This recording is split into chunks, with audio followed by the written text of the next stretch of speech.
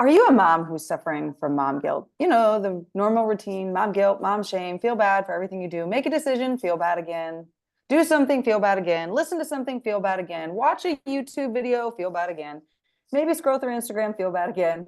You know the routine. If this is you and you feel that way, please stay tuned for this lesson, podcast episode, whatever you want to call it, and uncover how to notice when you're in shame and guilt and how to help yourself out of it and make a right decision that feels good for you. My name is Leslie Urbis. I'm a registered dietitian and a personal trainer. And as you know, I love to say I am a recovering selfless overachiever who's here to help debunk the myths that we're told we have to believe in and the boxes that we have to check to be the woman everybody wants us to be. And I'm here live today with Dr. Stephanie Snyder. How are you today? I'm doing excellent. How are you? I'm fabulous. I'm excited for this conversation because it's been something that has been burning in my mind for a while. So I have a lot of experience with shame and guilt. I'm sure you do as well. But I'm curious, from your opinion, what do you see are signs or symptoms or things that are going on in a woman that are showing you that they are in shame, guilt, or, that routine of like making ourselves feel bad for not being the mom? Yeah, so for me, and to just give you a little bit of background, I have four kids. So my son is 17 and my daughters are 14, 9, and 7. So I have a full spectrum of children. Mhm. And for me, when I am caught in the shame and guilt, I can't sit still. It's cleaning the house, it's ironing napkins, it's, doing matching all the mismatched socks, it's organizing that craft closet, it I don't get to sit still and actually feel the emotion because I don't like feeling guilt and shame, so I try to avoid it at all costs. And so I'll do a million other things that don't necessarily have to be done in order to avoid that feeling. It was what was modeled to me from my own mother, and I've actually come up with a nice little catchphrase for myself, which is, there is always something to do, but there is not always something that needs to be done. And so I use that when I can catch myself in kind of that exhausting go, go, go. I mean, I'll go so far as to start detailing the windows in my house to avoid this, right? Anything to not sit with myself. But when I can catch myself and I actually sit down, the shame that I'm feeling isn't even mine. It's usually put on me from somebody else. Um, and when I can actually look at it and shed a little bit of light on it, I can release it and then go back to the thing that I actually want to do. I love this. It's coming on the most perfect day. I woke up this morning and I was talking to you about mentors before. And David Nagel, I don't even know if I know what the real definition of sacrifice is, like the law of sacrifice, the universal law. I don't think I know it as any other way than shedding something of a lower nature to step into that of a higher nature. I was really racking my brain this morning of it, and it came to my mind that my friend and I were talking yesterday that we have to sacrifice, right? There's a sacrifice. But the sacrifice I was taught is you have to sacrifice time with your kids. You have to sacrifice sleep. You have to sacrifice doing so much work. You have to work yourselves until you're blue in the face. You can't have any time to breathe. You can't have that. And with you saying that, that's what we're doing, right? We're covering that up. I too am the same way. My husband could tell certain days based on the level of cleanliness what was going on in my head. I don't have that as much anymore. And I do live in Spain, and I don't exactly know why whatever I do to the floors makes them sticky. So I just don't wash them. I'm like, that's why I have somebody, because whatever I do, they always wind up sticky. Swiffer, wet jet, and the floor they have here in Spain does not work. It just Yeah. becomes sticky. But anyways, so with what you said also that you can tell it was somebody else's shame. I think that's so loaded for people. Like, I understand that now too. But how would somebody be able to know, like, what are good questions to ask themselves to know if it's really their shame or something they're getting that was never really theirs? Absolutely. So the very first thing when you can actually confront the emotion is say, okay, where did it start? Right. And it could be something I'm tend to be an empath, and so I can take on other people's energies without actually knowing it. And so I'll say, okay, where did it start? When did I start to feel the shame and the guilt? what was I doing? What was going on in that situation? And it may be that I was at the grocery store and somebody nearby me had this terrible guilt energy that just sucked onto me, right? That could be a thing. It's happened before. Um, but it could also be a reoccurring truth that we had when we were children, right? This kind of child trauma. I don't want to go down that rabbit hole too far. But these child things that we get from our parents, we get what they do, not necessarily what they say. And so it's their stuff that sometimes get attached to us and can become lifelong until we rewrite that story. And so again, I'll sit down. Okay, what triggered this feeling of guilt and shame? Where did it start? Okay. And what is it related to? Right. So once I know where it started, I can look at what is it related to? Is it related to the fact that I think I'm a bad mom? Is it related to the fact that I have downtime and I should feel guilty because I'm not doing something, right? That's a big one for me. The story I grew up with was, if you were bored, I'll give you something to do, is what my mother said. And so I wasn't allowed to be bored. So I was constantly doing something to avoid the boredom. So there was guilt for not having something to do.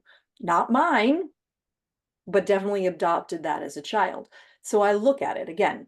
What triggered it? Where was I? What was happening? What is it associated with? And how do I want to rewrite this story? Right. So for me, again, the big busyness thing, that was my story growing up. If you weren't doing something, you were unproductive and you were useless. And Yeah, I get that. yeah, yeah. And so, for instance, yesterday, right, it was raining here. We had a tropical storm slash hurricane that was coming through. I'm on the East Coast. And I could have legitimately sat there and been bored all day, and I could have felt guilty for it. But instead, I was like, you know what? I have this rainy day and I'm going to record my podcast episodes, and then I'm just going to relax before the afternoon chaos of activities with my kids. And there was no guilt as I sat there and read my book for an hour, because I get to do that because then I am so present and refueled for my kids later. Yeah, totally.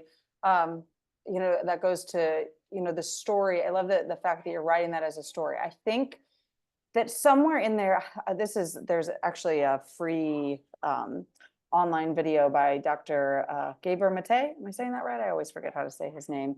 But it's called The Myth of Normal. And he said normal is an overworked, overstressed, drinking out their brain, addicted to some sort of pill, on an antidepressant,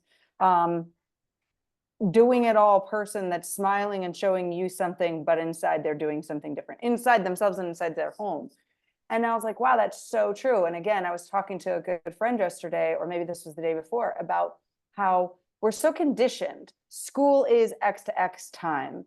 We learn in this time, we work in this time, we take the weekends, we take holidays. But why? Why does it have to be that way? Why can't it be our own story? Why can't we write it, right? But we take on the experience that we know, like normal is Monday through Friday for us. And she actually brought up, but in other cultures it might not be. And I have a very good friend that lives in Israel, and they actually work Sunday to Thursday, and they're off Friday, Saturday, because their Sabbath is Friday. And I'm like, well, that's really interesting. I've never even really thought of that. And being in Spain, it's completely different, right? Their hours are like 9 to 2, and then they're closed from like 2 to 6. Yeah. And then they reopen from like 6 or 7 or 8, depending on the company, until like midnight or 1 or 2, depending Yeah. on the day of the week. And then they do it again. And it's just so strange. Like they don't even call it nighttime here until it's 9 p.m. And they don't call it morning here until it's 6 a.m. So you can be awake at 4 a.m. and they're going to say buenas noches to you. They're not going to say good morning. Whereas in the United States, we're going to be like, hey, good morning. What's up? And I think that's so pinnacle to say, because it's the story in our head, the guilt that was provided to us, and we're avoiding it, but we don't know. I sometimes notice that I like that sitting like I sat today as well. I did nothing for part of the day, just because I was like, I'm really tired. I need to rest in order to be not mean mom tonight, Yep. right? I don't want to be mean mom tonight, so I'm going to rest and rebuild. And I remember waking up and going, I wonder who I just disappointed, right? Like I disappointed Mhm. somewhere in my life, right? This would have been something I would have woken up. I would have disappointed. My sister would have given me flack. I probably would now because she has just a different schedule. And I was like, well, that's a story I'm done with. And I got a headache, which is a sign, that I'm like, okay, now I'm going against the story, which is a good thing. But then people are like, oh, well, then I'm never supposed to rest. I'm not supposed to rest because I got the headache. But Yeah. sometimes these other things come from the fact that you're breaking a story, Yeah. Yeah. Yeah. So I love this. I love this. I love that you do this. So I'm curious. I'm assuming you help people with things like this. So I'd Yeah. love to hear, what you do, how you help with people and their stories, mom guilt, all the things. So please feel free to share. Absolutely. So, I do want to add one little tidbit that I really love that has helped me with my kids a lot. And what I remind them of, because I know I'm never going to be that Pinterest perfect mom. That was my dream one day. I was going to be the Pinterest perfect mom who made the homemade cakes and Oh knitted all yeah. the clothes and no. Never. And so Not what I happening. do is I remind my kids, listen, this is my first time being your mom, and this is your first time being my kid. We're gonna screw stuff up, and I'm gonna get it wrong. You're gonna get it wrong. But as long as we learn from those mistakes, we're gonna be better in the end. And so I can Mhm. have very frank conversations with my 17-year-old, my 14-year-old, starting to have them a bit more with my 9-year-old, where I'm actively helping them choose differently in situations. Yeah. Because I know, hey, if I believe I have a choice, I can actually choose differently in this situation. And so when it comes to my work with my clients, what I love to talk about is, you know how you watch that movie and it's like this big dramatic scene and they just say the right thing, and you're like, God, I wish I could say the right thing in that moment. You can't, because that line has been rehearsed a million times over to make sure that the emotion was appropriate with the exact right words. And the truth is, when our emotions are high, our intelligence is incredibly low. This is why when you're angry, you just rattle off absolute nonsense that you've already said before. Right? Totally. Because they don't compute well, right? And Right. so to get that emotional intelligence, you have to think in advance, how do I want to respond to this situation in advance, right? So a prime example, my now 7-year-old, she was about 4 at the time. When I take my kids somewhere, I am very clear about the expectations of what we're doing. For the most part. Sometimes I surprise them, but most of the times I let them know. Like for this instance, we were headed to Five Below. My 14-year-old wanted to get a birthday gift for her friend. The two little girls wanted to go as well. And I said, okay, you can come, but we're only buying the birthday gift. We're not getting a bunch of other things. It's just going to be the birthday gift. Do you still want to come? Yes, yes, yes, we still want to come. Okay, fine. We load up in the car, we get to the store, we are at checkout buying the birthday thing, and my 4-year-old loses her absolute mind. I mean, full on screaming, pissed at the world because I won't buy this little $2 toy that I said I wasn't going to buy. So I scoop her up. She is thrashing. I mean, just screaming at the top of her lungs.